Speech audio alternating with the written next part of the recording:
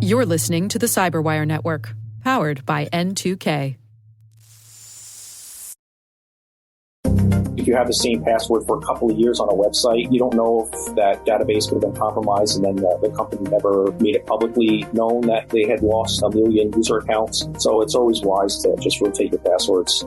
Hello, everyone, and welcome to the CyberWire's Hacking Humans podcast, where each week we look behind the social engineering scams, phishing schemes, and criminal exploits that are making headlines and taking a heavy toll on organizations around the world. I'm Dave Bittner from the CyberWire, and joining me is Joe Kerrigan from the Johns Hopkins University Information Security Institute. Hello, Joe. Hello, Dave. We got some good stories this week, and later in the show, Carole Theriault returns. She's got an interview with Larry Cashdollar. He's from Akamai, and he's going to describe a clever phishing campaign. And we are back. Joe, I am going to kick things off this week. My story is about the curious case of Katie Jones. And I have to ask, Joe, are you familiar with Katie Jones? Yeah, I know who she is. I'm connected with her on LinkedIn. Okay. Of course you are. You're the one. Right. Okay, so... I'm not connected with her on LinkedIn. Speaking of LinkedIn, it is one of the key elements of this story. So let's dig into LinkedIn. So how much do you scrutinize the requests you get on LinkedIn? I scrutinize them more than most. I probably accept about half the people. And I use my network as verification. So I'll look and see, like, if they're friends with you and maybe some other people in the security industry, then I'll accept them. But if they don't have any common friends, or if something looks amiss, like I had one, there was a picture of a woman and her last name was in all caps and her profile was kind of empty. And she was friends with like 15 people I knew, or not friends, but connected with 15 people I knew. I never accepted that request. Well, I'm glad you framed it that way, because this story is about our guard being down because of our network of friends being friends with someone, or being connected with someone. Yes. And like you, I'll do the same thing. If I get a request from someone I may not be familiar with, first thing I do is check to see who else is this person already connected with. Right. And it is absolutely true that my guard will be lowered if they're connected to people I know. And I think that's natural. I think that's human nature. But this story about this entity claiming to be someone named Katie Jones is all about someone who took advantage of this. This is a story from AP. And this character named Katie Jones was connected with a bunch of people on LinkedIn. She claimed to be working as a Russia and Eurasia Fellow at the Center for Strategic and International Studies. That is a Washington think tank. Okay. That organization actually does exist. Okay. Now, she was connected with a bunch of people of important status in government, other think tanks, things like that. But it turns out that, first of all, this person does not exist at all. Right. And as people have dug into this, they are pretty sure that she was probably spun up by a foreign intelligence service to make these connections with people that they may want to later try to compromise or get to perhaps inadvertently leak information that the Foreign Intelligence Service could use. Sure. These foreign intelligence services just try to start with, and our intelligence service does this as well, they just start with a friendly contact, a hello, hey, how are you doing? That's how it always starts. And it goes on from there. Right. They start asking you little insignificant favors. Right. Hey, can you give me the phone number of this person you work with? They're an old friend and I'd like to reconnect with them. Yes, exactly. And it goes from there, just slowly building up trust. Well, one of the elements of this that I find fascinating is the actual profile picture for this Katie Jones seems to have been generated by artificial intelligence. It's one of those images that this is not a situation where they took an existing stock photo of a model or something like that. Let me Google Katie Jones' picture. This was generated from whole cloth, as they say, via AI. This story from AP really digs in and highlights some of the things that you can see in this picture that point to it not being authentic. I have to say, at first glance, it looks pretty good. After looking at it for a couple minutes, I'm going to say the left ear looks a little weird. It does, but how often do you look at someone's left ear closely? You right. look, you look at the picture in the eyes. It's like that thing from Shawshank. How often do you look at a man's shoes? You know, right? You don't. You're looking at their eyes. Exactly. And this looks like an actual picture of somebody. It does. So that would help draw people in, but it will also include a link. There's a website called This Person Does Not Exist. And what it does is it spins up these fake AI images of people. Right. Every time you load the page, you get a new face. Exactly. That's a fantastic website, by the way. But the thing about this is that it makes it impossible to do a reverse image search to see if it's a stock photo. That's exactly right. Because it's not. It's not. If you use This Person Does Not Exist, that's a new photo every time you load that page. Right. It's generated by the algorithm behind it. So AP went and they contacted some of the people who had accepted LinkedIn connections with this profile. And most of them, they all had similar stories. They said, I don't really scrutinize my LinkedIn connections because I may have been at a trade show and you say hello to someone, you're at an event and they say, oh, I'll connect with you later. And it's not perceived that there's not a huge downside to connecting with folks on LinkedIn who may not be as close real world connections as, say, some of the other social media places where you frequent. Right. There is probably a perceived upside in the fact that you're increasing your network and making your marketability for your later career moves better. Right. Yes. So there's a definite incentive to accept these friend requests or these connection requests. I keep saying friend requests like it's Facebook, but it's not. I know. It's easy. I think that's the common way to say it these right. days, It's like saying Kleenex when you mean facial tissue. Right. Exactly. Yeah. Exactly. So LinkedIn has removed this profile. And of course, they've said that whenever a false profile is pointed out to them, they have methods for trying to determine whether it's real or not, and they do delete them. They want everyone on the platform to be authentic. Right. My understanding is that the resume for this Katie Jones was way too impressive for how old Katie Jones is. Oh, yeah. That's interesting, too. That if you looked at the resume for it, or if you looked at all their job history, it added up to being that she had to start work when she was like 2 or something like that. So there were but she just had ambitious parents. You're not going to do that. No. You're not going to go back and do the math on that. No. No. I don't know. I don't know how much this affects mere mortals like you and I who probably aren't targets for foreign intelligence services. But, but you never know. You just be careful. Be, as we always say, be vigilant. Right. It's worth that extra couple seconds to try to make sure that you're not dealing, or in this case, that you're just dealing with a real person. Right. Yeah. That's right. All right. Well, that's my story. What do you have this week, Joe? All right. My story comes from NBC Boston this week. We'll put a link in the show notes. I have a video on this. In February of this year, a woman named Christine Liu began receiving a large number of phone calls that appeared to be coming from the Massachusetts State Police. And they were so persistent that she finally answered one of the calls. Okay. And when they answered, of course, these are scam calls because that's the nature of this show. That's not really a spoiler, right? Right. The scammer tells her that her identity has been stolen. He has a warrant number and a case number, and he makes Christine feel like she's in danger because her identity has been stolen and used for some very serious crimes. And she thinks she's talking to a police officer. She thinks she's talking to a police officer from the police department. Someone in authority. Right. So then the next thing this scammer says is we need to work together to get this resolved. I'm going to help you. Right. Exactly. First he comes in and he scares Christine. And then he comes in and goes, well, I have the solution. That's a very common tactic that we see in these scams. They come in, they terrify you, and they say, I'm also the solution. So this guy that calls her, and a team of people actually, keep her on the phone for hours, walking her through this scam. And they convince her that the only way for her to keep her money safe was to wire it to them while they issue her a new Social Security number. So money in her bank account is going to be wired. Transferred to them because it's not safe. At her bank account because her identity's been stolen. The threat is someone's going to come in, steal the money from her bank account because they've compromised her identity. Okay. Right. So over the course of 4 days, Christine transfers $200,000 in wire transfers to the scammers over 6 transactions. Wow. Now, Christine makes a good point here. She says that no one at the bank said anything, right? There was no red flag system that caught this. But the scammers had worked around this by saying that when you go to the bank to make the wire transfers, if they ask you what these wire transfers are for, which the bank employees did, then you are to say it's for family support. Oh. And that is what Christine told them. Because she's sending money overseas. Right. And that's not uncommon for folks to do. Exactly. To send money overseas to support family members. So these scammers knew that if they said, well, I'm sending it to this account to protect it because these guys and the cops called me, and the scammers knew that if she said that, the bank would go, hold on, stop. Right. This is a fraud. This is fraudulent calls. You're being scammed. So when she went in, they said, what is this for? She said family support because that's not uncommon. There are consumer protections in place for debit and electronic transactions, but not for wire transactions. So this money is probably gone. I think that's a case of the law lagging behind our technology and our current problems.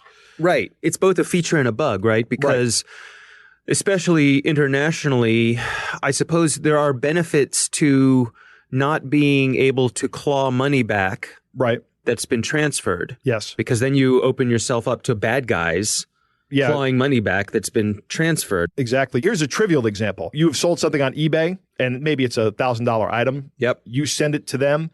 After they wired you the money, then they say the wire transfer was fraudulent, and they get the money back. Right. So these consumer protections can also be abused. Now, here's the important part of this story that I kind of buried this on this, but Christine Liu is no average person. Okay.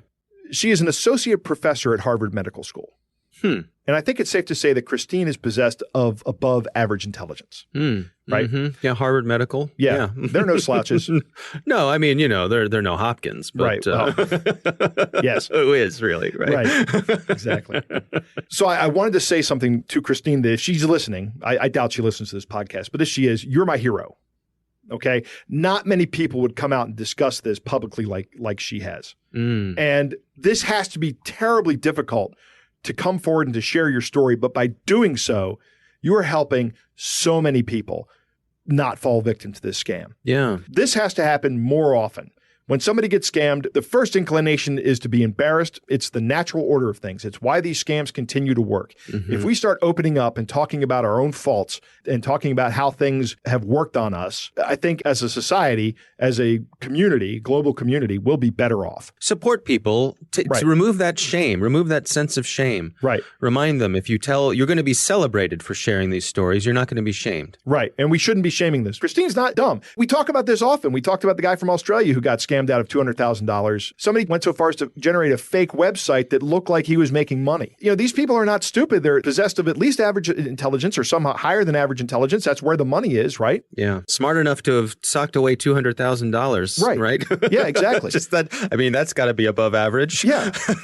These scammers come in and they go right for your emotions and they short circuit your thinking. Yeah. And in Christine's case, they came in, they said, "You're in big trouble, lady, and we're going to help you fix it." Yeah. Right? So many buttons they push. So many buttons. Yeah. It's a terrible story, but thank you, Christine, for sharing it. Yeah. It's important that people do this. All right. Well, it's time to move on to our catch of the day.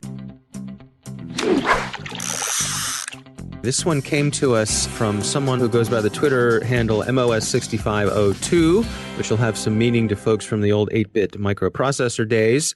This is a message, Joe. It comes from the Secret Service. Oh, you better pay attention, Dave. The Department of Homeland Security. That's Washington, D.C., USA. And it goes like this. Good day. This is the Department of Homeland Security. We have a vital mission to secure the nation from the many threats we face, as well as internet fraud.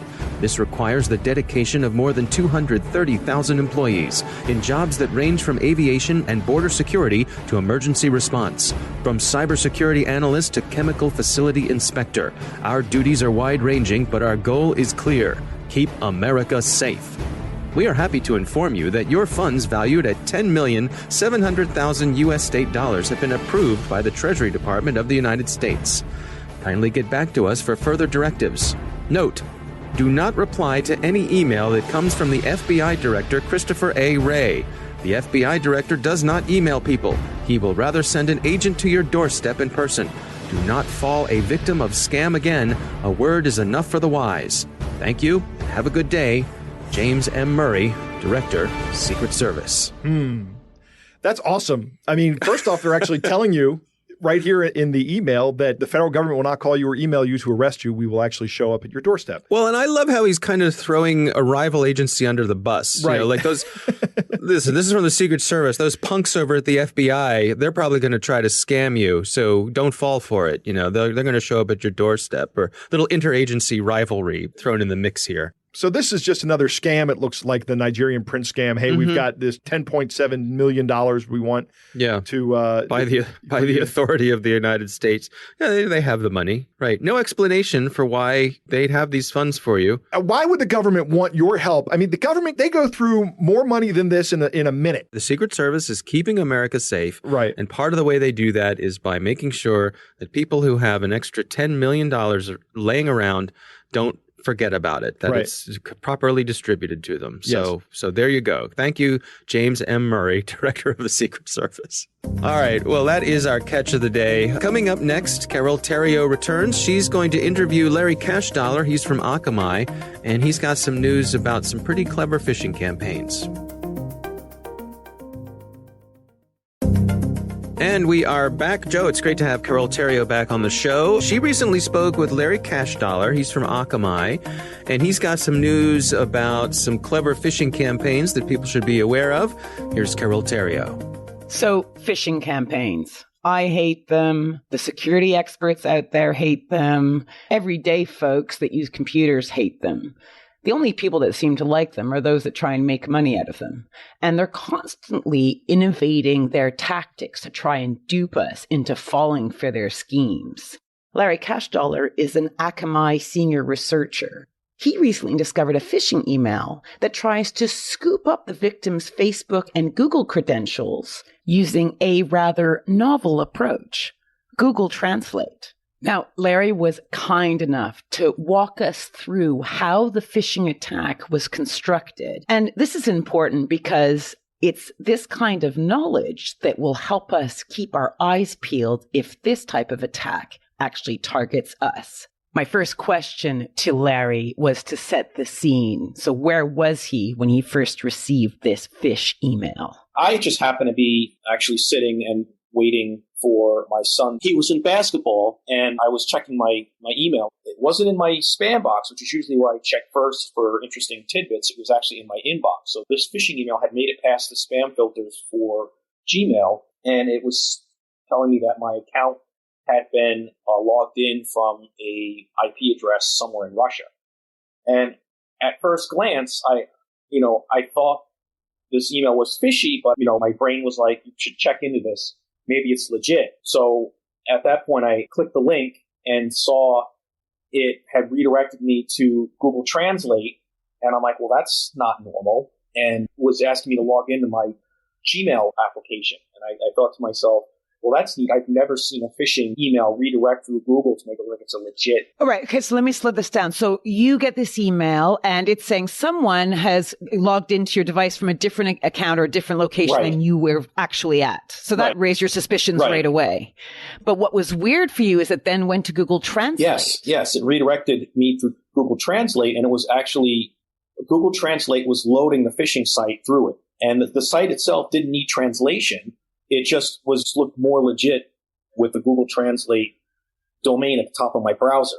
Yeah. For someone who's not doing this stuff as their day job, they might actually be fooled into thinking it was a real Google domain if they're looking closely. Sure, especially if people are sitting there on their phones between meetings trying to cram in the most amount of emails they can. But maybe some people have family members who share accounts and they may not be that suspicious at that kind of the situation. Yeah, all my accounts have, some sort of two-factor or multi-factor authentication.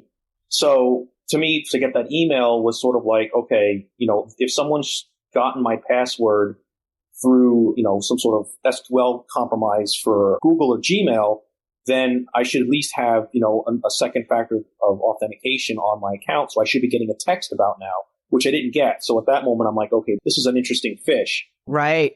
So at that point, I had forwarded the email to a different account of mine that I check on a machine that is a lab machine that now doesn't have my normal work stuff on. It's not my phone, and it's a clean machine, a burner machine.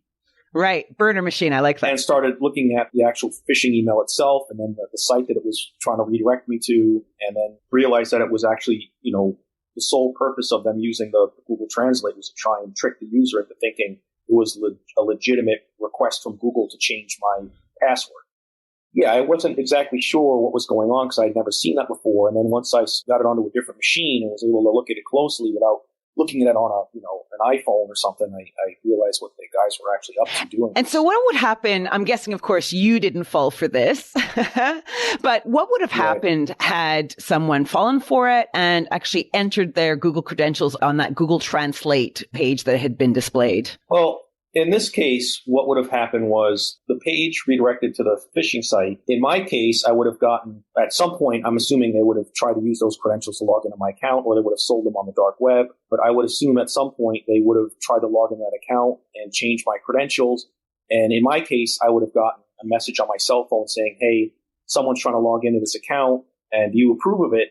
But in, I think, most people's cases who aren't as protective of their account, somebody could have gone in their email. They would have had access to my Google Drive. Yeah. And in this case of this email, it actually, once you log into or submit your credentials to the Google phishing site, it actually redirects you to Facebook, to a Facebook phishing page, which I didn't actually know about. A reporter from ZDNet actually tipped me off to. He was like, well, did you enter any credentials into this? And I'm like, no, I was more interested in how the fish was being concealed, not really about where the fish was going. And he said, well, if you put your credentials in, it redirects you to a Facebook page. He's like, the guys are actually pretty greedy and are being pretty lazy by figuring if you fell for one phishing attempt, you might fall for another one.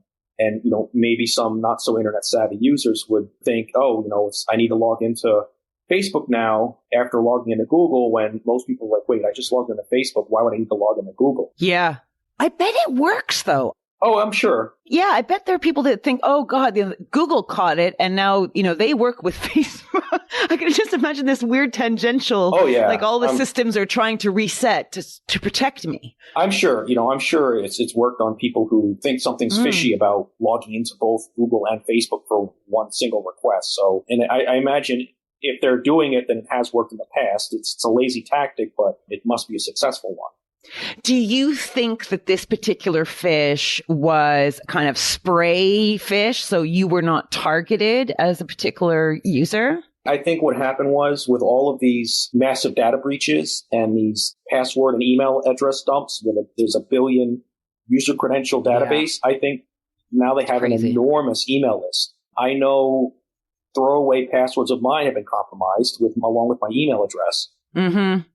I have email addresses that I never had submitted publicly that are actually getting phished now because they were part of a SQL dump from, Adobe's breach or Yahoo's breach. So yeah, I'm now getting, phishing attempts on, emails that were private and weren't disclosed publicly because, I use those emails to log into, get an Adobe update or whatnot. So they now have this massive list of emails that they can target with phishing scams, and I think that's what's probably going to drive the phishing attacks up, is all of those credential dumps. I think more people today than ever before are actually using unique passwords for every one of their accounts. I think there's a high, not everyone, but there's a greater proportion of people than there were, say, 5 years ago. And I wonder if that means you can actually track which passwords have been stolen by whom, because it must be easier for those who are in the forensic side to kind of go, interesting, all these passwords that have been stolen happen to belong to, this company or these accounts. I have friends of mine who actually do submit, they keep track of a list of, I don't know how many passwords they must have, but every site they create an account on, they have a unique password for that site, and they track which site they use that password on. So they know if they see that password turn up that either that site's been compromised, right? Or if they see that email turn up in spam or with marketing emails, they know that either that site was compromised or his information or their information was sold to a third party company for, X amount of dollars to send marketing materials to. Exactly. It's interesting because now more people use password managers too, don't they? So in effect, everyone's kind of got almost a kind of log of these unique passwords. Yeah, I think with password managers, people can do their own sort of reconnaissance as to where was my account had been compromised on what site, just based on either emails they're getting to that account or. So there seems to be, so that's a really interesting point you made earlier, Larry, that, because of these huge password dumps, you are expecting to see an increase in the number of phishing scams, maybe coming up in the next 12 months or so. Yeah.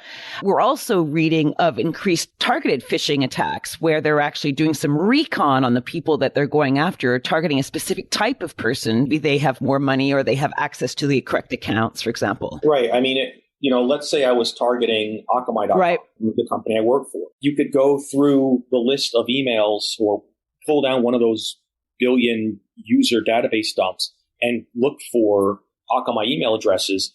And then you can take those email addresses and start looking on LinkedIn to see who these email addresses belong to, or who these people are, and then specifically target fishes for people who might have access to accounts payable at Akamai. There's all sorts of things like that I think is going to come of these, or probably has already come of these database breaches and dumps. Now, okay, so this is the $10 million question, advice. We need advice for our listeners.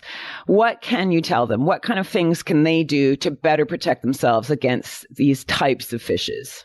Be wary of all emails. If it's something that's asking you to click a link and it seems urgent, where it's saying your account's been compromised or you need to fill out a form or complete some sort of document in order to get something, be wary of those emails. They're usually preying on your humanity and your need to get things fixed or done. And then, if there's a link embedded, if my bank says you need to change your password, I go to my web browser and I go to my bank. I don't click the link in my email. And then I can't stress this enough, two-factor or multi-factor authentication, on everything. Yep. You have to have it these days because, if your password is compromised and you reuse your passwords, or, if password is compromised through a data breach, you'll need another step in order to get into your account. So, and unique passwords, I guess, that goes without saying, unique passwords for all your accounts. Yeah.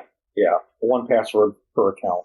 In this day and age where, you have information technology is the big thing now. It's data cleanliness and your own operational security. People should really try and have either multi-factor or two-factor authentication.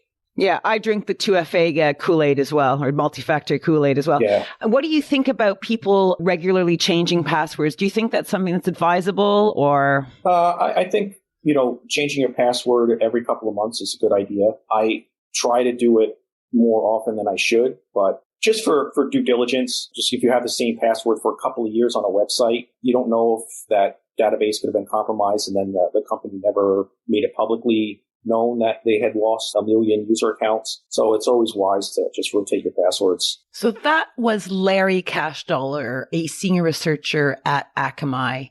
I liked his tips. Number one, having a unique email address for every online account that you create, so that if you lose an address, you can actually trace it back to its original source.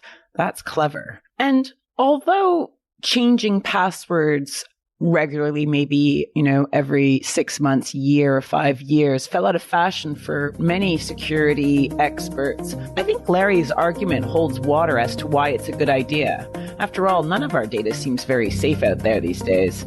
This was Carole Theriault for Hacking Humans. All right, interesting stuff, huh? Yeah, very interesting. I'm going to tell you something, Dave.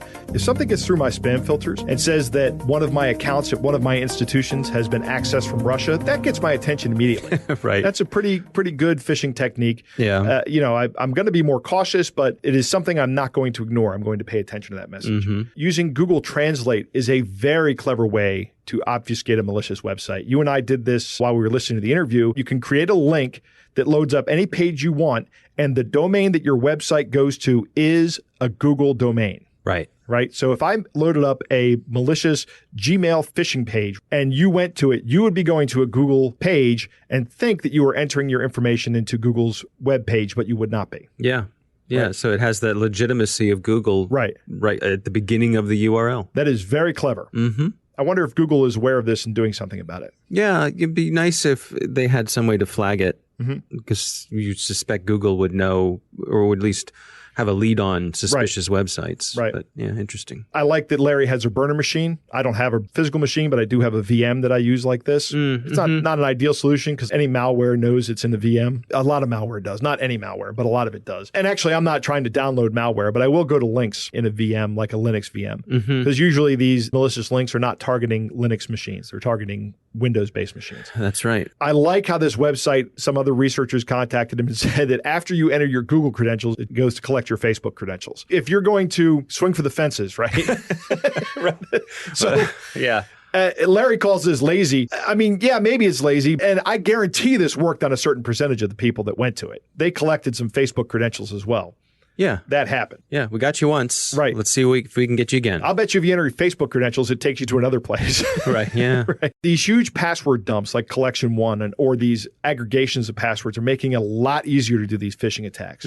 This data is now being essentially managed like big data is, because it is now big data. Right. And people have access to it. So it really creates a problem for users out there. Yeah, I would say if there's a password that you've been using for a long period of time, a legacy password, your favorite old password, just get rid of it. Right. Just make a new one. Right. Yeah. Just do it. Make a new password. Because Why they're not? already out there. Yeah. Chances go are to Troy somebody Hunt's has it. page, Have I Been Pwned, and look at the passwords page. And I used to use these passwords many years ago. Yeah, we all did. They're all in there. Yeah. Everything I ever use, because I still remember them, they're easy to remember, they're Right. all in there. Right. None of my passwords from my password manager are in there, though, Right. because they're all random 20-character passwords. Yeah. I like a lot of Larry's advice. Be wary of emails that sound urgent, right? They're trying to elicit an activity from you, and they're trying to get you to not think about it. Right. Don't click the link and use multi-factor authentication. When I give people advice, I say the single biggest thing is using multi-factor authentication. And of course, use a password manager. At the end of this and during the discussion, Carole and Larry talk about changing your password. There is some research out there that people might be misinterpreting. And the research says it is a bad idea to force people to change their password. Right. Okay. So, because what happens when you force people to change their password, they inherently will pick a weak password. They will just change the password minimally enough to meet your requirements, and they're going to use, and the password can be broken very quickly. Right. That's where you get people using password 1 and then password 2, password 3. Exactly. If you break a password, let's say it's Maryland Ware, because I'm reading off a bumper sticker on your car here, Maryland Ware 5, and you make me change it, then I'm going to change it to Maryland Ware 6. Yeah. That is not the same thing as you changing your password as a user. Okay. You changing your password as a user as a personal policy is a good policy to have. So every so often on my websites that I deem risky enough for this, usually every 180 days, my password manager prompts me to change the password on these websites. So you have it dialed in to prompt you. I do. Remind you. Remind me, right. Yep. It doesn't really prompt me. It just turns the little icon next to the password red, reminding me that this password is due for changing. Yeah. Well, that's good. And I change them the next time I log into that web page. Because I use an open source solution that I manage myself, I frequently have to make a backup of this thing so I don't get locked out of my accounts if I ever lose my two-factor authentication that accesses my password safe. But there again, I'm using multi-factor authentication. So I would say it is good for you to change your password on a regular basis with some periodicity. It is bad for someone to force you to change your password, because that doesn't work for the vast majority of people who have accounts on that system. Right. Long random passwords generated by a password manager. Yep. That's the way to go. It is. Yeah. Thanks to the Johns Hopkins University Information Security Institute for their participation. You can learn more at isi.jhu.edu.